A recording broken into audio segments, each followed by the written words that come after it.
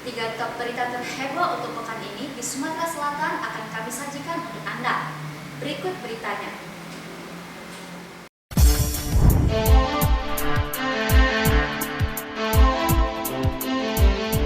Berita pertama datang dari kota Palembang. Sinyalemen yang menyebutkan maraknya anak jalanan di lampu-lampu merah ada yang mengordinir atau si penyuruh mendekati kebenaran. Sebagai bukti, aksi seorang wanita Parubaya sempat viral di media sosial lantaran menyuruh cucunya mengemis dan menyiksanya karena setoran pengemisnya kurang. Wanita tua itu dimaksud sudah diamankan di Mapolrestabes Palembang. Dia pun terancam kurungan 10 tahun penjara atas perbuatannya mengeksploitasi anak-anak. Terduga pelaku diketahui bernama Suryani, 46 tahun yang diamankan aparat PPA Polrestabes Palembang di kawasan lampu merah Rumah Sakit Caritas Palembang, Rabu 28 April 2021. Kepada polisi, Suryani mengaku baru 1 minggu menyuruh cucunya mengemis di simpang lampu merah Rumah Sakit Caritas. Sementara berdasarkan pengakuan cucunya bahwa dia setiap hari dirinya harus menyetor uang sekitar Rp30.000 kepada neneknya tersebut. Jika setoran kurang, maka korban akan dipukul dan dijambak rambutnya. Kasat Reskrim Polrestabes Palembang, Kompol Tri Wahyudi membenarkan pihaknya mengamankan seorang wanita yang viral menyiksa bocah tersebut. Menurut Tri, pelaku dijerat dengan Undang-Undang Perlindungan Anak yang ancaman hukumannya 10 tahun penjara.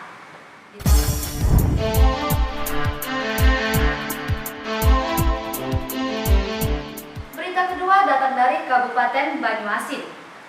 Kasus penyelundupan benih lobster atau benur berasal dari Bengkulu berhasil digagalkan aparat Polres Banyuasin. Tak kurang sebanyak 86.900 ekor benur diamankan dari mobil pickup yang melintas di Desa Gasing, Kecamatan Talang Kelapa, Kabupaten Banyuasin, Selasa 27 April 2021. Diketahui, pelaku bernama Joni Irawan, warga Musirawas, turut disita barang bukti 5 box styrofoam yang berisi sebanyak 86.900 ekor benih lobster. Kapolres Banyuasin AKBP Imam Tarmudi didampingi Wakapolres Kompol Yani Diarti dan Kasat Reskrim AKPM Ikam Adi Putra mengatakan benur tersebut akan dikirim ke Vietnam. Dijelaskan Imam, kasus ini terungkap berkat dari informasi masyarakat yang disampaikan ke Polres Banyuasin. Masih menurut Imam, penjualan benur ini memang dilarang, soalnya menguntungkan negara tujuan dan merugikan negara kita.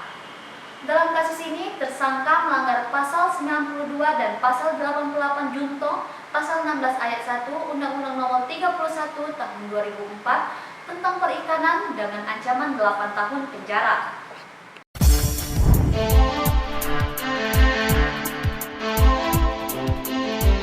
Berita ketiga datang dari Kabupaten Ogan Komering Ilir. Kecelakaan lalu lintas merenggut korban jiwa kembali terulang di ruas jalan tol Palembang, Lampung, Kamis 29 April 2021. Kali ini kecelakaan lalu lintas itu melibatkan kendaraan Toyota Innova dengan nomor polisi BG1904YE dan truk Mitsubishi Xenter nomor polisi K1449QE. Dalam peristiwa itu melibatkan 3 orang tewas dan 1 terluka.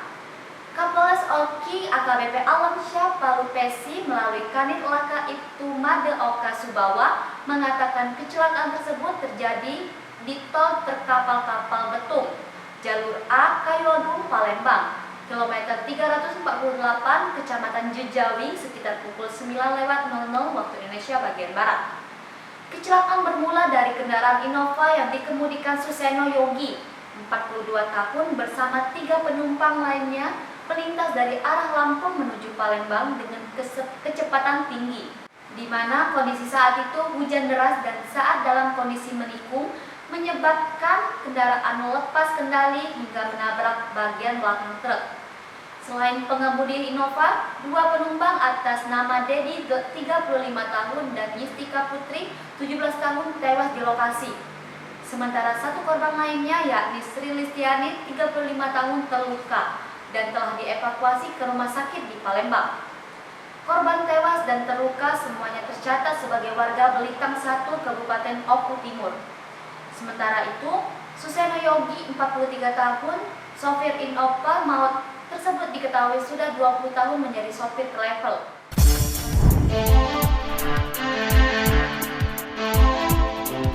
Baiklah, 3 top berita terheboh tadi sekaligus menutup perjumpaan kita pada malam hari ini. Selalu nantikan Borgol Sepekan di setiap malam minggu kalian. Saya Cita mohon undur diri. Terima kasih, selamat malam dan sampai jumpa. Tetap semangat bagi kalian yang menjalankan ibadah puasa.